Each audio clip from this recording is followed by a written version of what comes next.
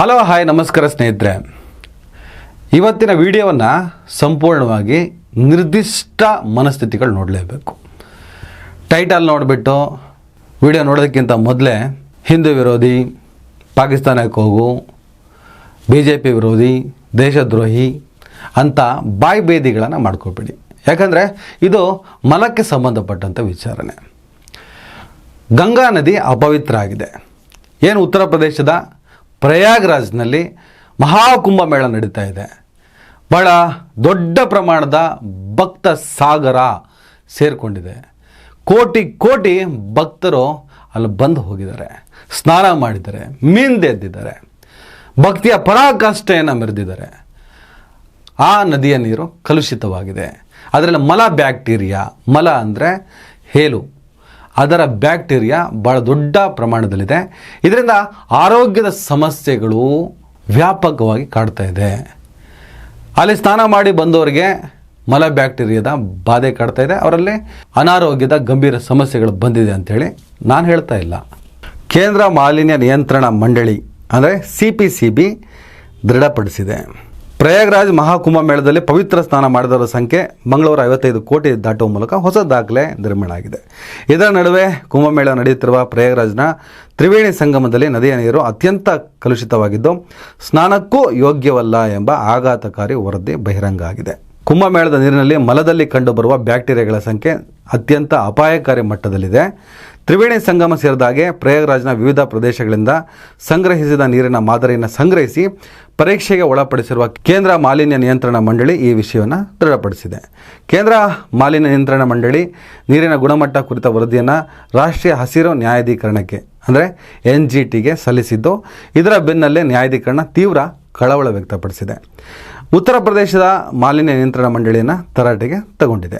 50 ಕೋಟಿ ಜನ ಕಲುಷಿತ ನೀರಿನಲ್ಲಿ ಸ್ನಾನ ಮಾಡೋ ಥರ ಮಾಡಿದ್ರಿ. ಸ್ನಾನಕ್ಕೂ ಯೋಗ್ಯವಲ್ಲದ ನೀರನ್ನು ಜನರು ಕುಡಿಯಲು ಬಳಸಬೇಕೆ? ರಾಜ್ಯ ಮಾಲಿನ್ಯ ನಿಯಂತ್ರಣ ಮಂಡಳಿ ಯಾವುದೋ ಒತ್ತಡದಲ್ಲಿ ಕೆಲಸ ಮಾಡ್ತಾ ಇರುವಂತೆ ಕಾಣ್ತಿದೆ ಅಂತ ನ್ಯಾಯಮಂಡಳಿ ಆಕ್ರೋಶ ವ್ಯಕ್ತಪಡಿಸಿದೆ.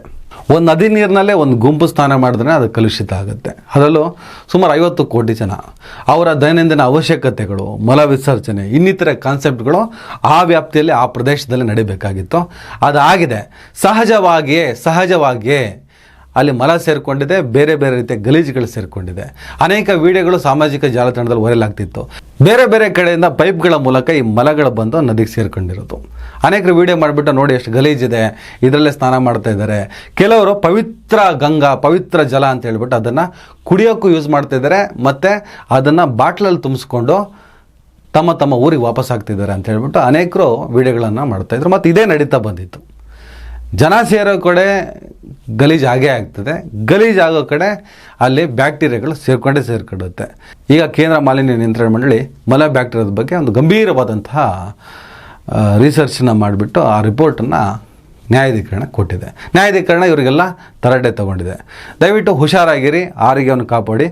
ಭಕ್ತಿನೇ ಬೇಕು, ದೇವರು ಬೇಕು, ಅದೆಲ್ಲ ಅವರವರ ನಂಬಿಕೆ. ಭಕ್ತಿ ಬಗ್ಗೆ, ಆ ಭಕ್ತಿಯ ಪರಾಕಾಷ್ಠೆಯ ಬಗ್ಗೆ ನಾವೇನು ಮಾತಾಡೋದಕ್ಕೆ ಸಾಧ್ಯನೇ ಇಲ್ಲ.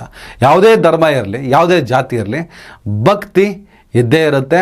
ಅದು ಅವರವರ ನಂಬಿಕೆಗೆ ಬಿಟ್ಟು ವಿಚಾರ. ಕುಂಭಮೇಳ ಕೂಡ ಕೋಟ್ಯಾಂತರ ಜನರ ನಂಬಿಕೆಯ ವಿಚಾರ ಆಗಿದೆ. ತ್ರಿವೇಣಿ ಸಂಗಮಕ್ಕೆ ಸ್ನಾನಕ್ಕಂತ ಹೋಗಿದ್ದಾರೆ, ಪವಿತ್ರ ಅಂತ ಅವ್ರು ಅಂದ್ಕೊಂಡಿದ್ದಾರೆ. ಆದರೆ ಅಲ್ಲಿ ಏನೋ ಸಣ್ಣ ಸಮಸ್ಯೆ ಆಗಿದೆ.